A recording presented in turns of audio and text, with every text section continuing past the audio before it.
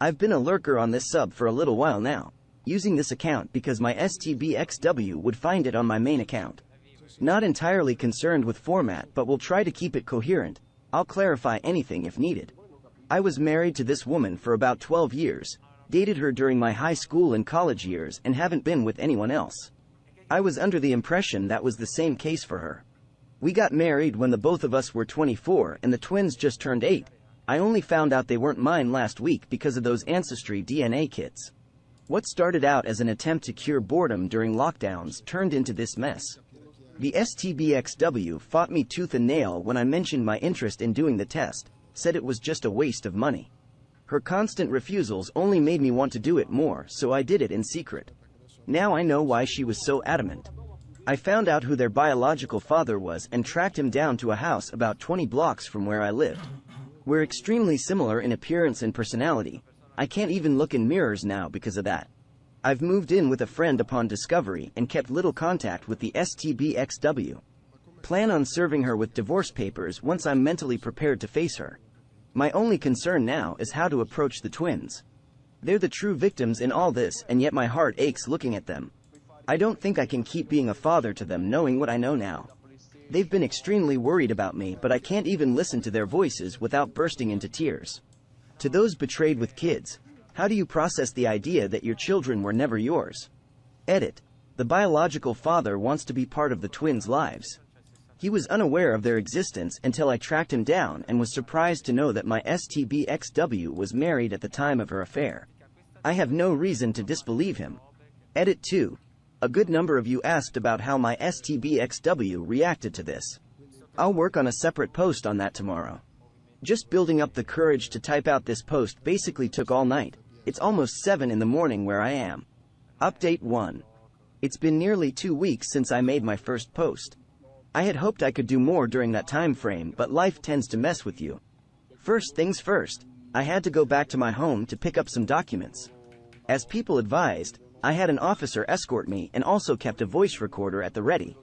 Where I live, there is no need for both sides to consent to being recorded, so it was perfectly legal. I went back about 5 days ago after talking to my attorney and counseling from my therapist. When I got there, I couldn't see her car in the driveway, nor could I tell if she was still home. It brought me comfort seeing that I wouldn't have to interact with her yet. What made my blood boil, however, was opening my door and seeing the twins in the hallway crying. When they saw me, the twins rushed to hug me. While that wasn't unusual, the urgency that they did it with made me worry about what could have happened. Perhaps this was me trying to distract myself from the pain I felt when I looked at them, but I zeroed in on why they were so upset at seeing me. They told me that mom just left and that she was mad at them. That she kept crying all the time and that she would scream at them whenever they asked about me. They thought I had run away and that I was never coming back. One of them literally pulled me to the kitchen and pointed at the floor, saying that mom shattered a glass there while shouting at them and that the shards hurt them. While they were trying to inform me of all this, I could feel my heart splitting in two. Half of me wanted to flee from the scene with them and protect them, while the other was worried about how the STBXW could twist this to make her a victim. There was no visible signs of abuse, but I am worried about what it could escalate to. There was no doubt in my mind that she had been drinking heavily. She has had a history of alcoholism. Her family is big on drinking. I haven't seen her drink since we were engaged, and it's possible she relapsed. I only had a handful of minutes left to collect my documents, so I told the twins that I had to rush back to work and told them that I loved them. I contacted their mother right after and told her that I wanted the twins to stay with me a while. Her voice was extremely slurred, so I knew she was drunk already. At 3 in the afternoon. She basically began bawling and apologizing for everything she had done. That she was a horrible person without me and that she made a terrible mistake for cheating on the perfect husband. I told her that until she could get a handle on her drinking, she had to let the twins be with me. It took a while, but I was able to convince her that the twins were better off being with me for now. So the next day, I went back to my old home with the friend who housed me. God knows how, but she made it back there yesterday and handed me the twins and kept telling me how the twins missed me and to give her a date for when I was coming back home. I know she was betting on the twins to lure me back in. She is unaware I already found their father and began filing for a divorce. Now they're here with me, and the OM isn't aware of that. I had continued reading the responses to my older posts, and people pointed out that the agreeable nature of our meeting was strange and concerning. I was too blinded by the relief I felt at finding an agreeable person to notice. Now that I did, I looked into the National Sex Offender Registry and he wasn't there, thank God.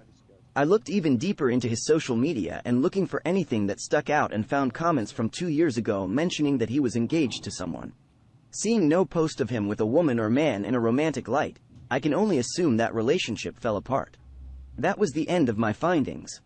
I contacted him and told him that if he truly wanted to become a father, we needed complete transparency between each other. I told him that I knew nothing about his past and what kind of romantic relationships he is prone to build. I needed to trust that he would be good to the twins and that whatever future partner he may have will be the same. I offered to do the same if he wanted me to, but he refused. He would do it if it was what I needed. I know polygraph results aren't always accurate, but it was the only thing I could think of at the time. The most reasonable theory I have is that the reason for his engagement breaking down was the same reason he was so driven to take the role as father. Perhaps a miscarriage or something. We'll take that test later this week. I assume I can pick what questions he had to answer, but if that's wrong, please let me know. Beyond that, my STD test came back clean. I'm okay. Seeing the twins all the time now hurts. Hearing them call me dad feels like a stab in the chest each time. And hugging them makes me feel like a criminal, but I'm dealing with it. I'll try to keep recording all our interactions so that the STBXW can't accuse me of anything, and I have plenty of recordings that she won't like getting out. Needless to say, I've also had a paternity test done and it's official. I'm not their father. God, it fucking hurts. Update 2. Polygraph went well. STBXW got checked into a rehab center. However, twins overheard I'm not their father. Just as the title says, this clusterfuck is what I've been dealing with since my last update.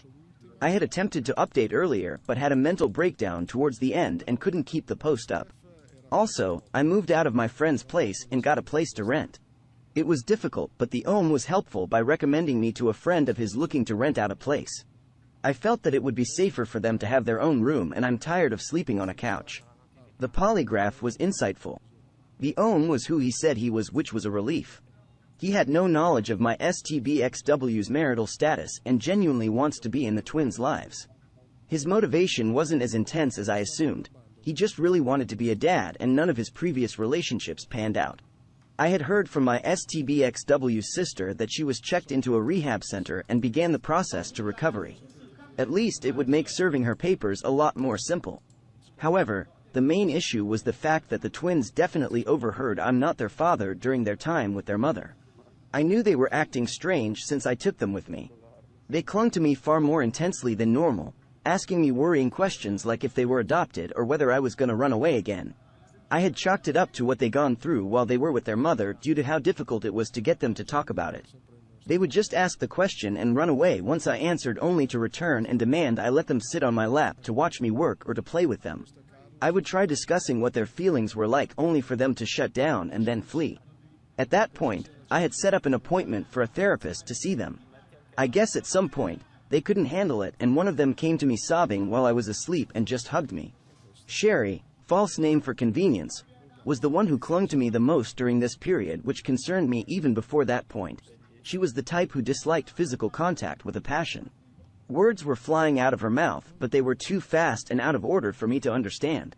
It took an hour before I even got her to calm down enough to be understandable, and even then it was up to me to make it make sense. But here's the gist of it.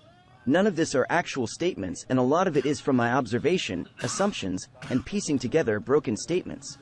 During my absence, their mother took to heavily drinking at night and would be inexplicably absent. She's the kind of drunk who talks loud, and that was the case when Sherry went down one night to watch her. Well, if I was correct in my assumption, this was around the time I texted her that I knew the twins weren't mine and she must have gone ballistic. Sherry told me that their mother was yelling that I should have been able to love them as if they were mine and not to run away. So me coming back, that must have made them think all of that wasn't true. My behavior during their time with me, however, must have made them concerned. They noticed the drop in my gestures of affection. They wanted more hugs, more lap sitting, more piggyback rides, and so on, but I simply couldn't do it as much as I used to. I try, I really do, but I can't stop feeling like I shouldn't do those. I've talked to my therapist about it and she's told me that's common for men struggling with paternity. Only time will tell what I can and can no longer do. My original plan of breaking it to them slowly with a professional at the ready is completely in the gutter. Now I'm playing clean up. They have had their first in-person therapy session about 3 days ago and 2 online sessions before that. So far, no mention of me not being the father has been brought up. We've mostly been focusing on what they had seen and how that made them feel. I can't go into much detail here, the post would go on for too long. So that's my situation right now. It's been a month since I first discovered everything and I can't believe so much has happened in so little time. I've had divorce papers ready for a week now and just need to decide whether I'll still be financially responsible for the twins or whether that will be the biological parents. Should I decide not to be, I'll need to make a petition to take me off the birth certificate, which then automatically means I will have no grounds to fight for custody. I won't deny that I want a family with my blood and I want to be able to fully support them without having to pay child support to my STBXW. In the end, I'm damned if I do and damned if I don't. I'll have to sacrifice so much for either option and there's no clear right thing to do. I must either sacrifice a chance to have children of my own or sacrifice the twins that I've raised and loved for 8 years. Most of you must be baffled by this, but it's actually suffocating for me. Each passing second is like a noose that gets tighter and tighter.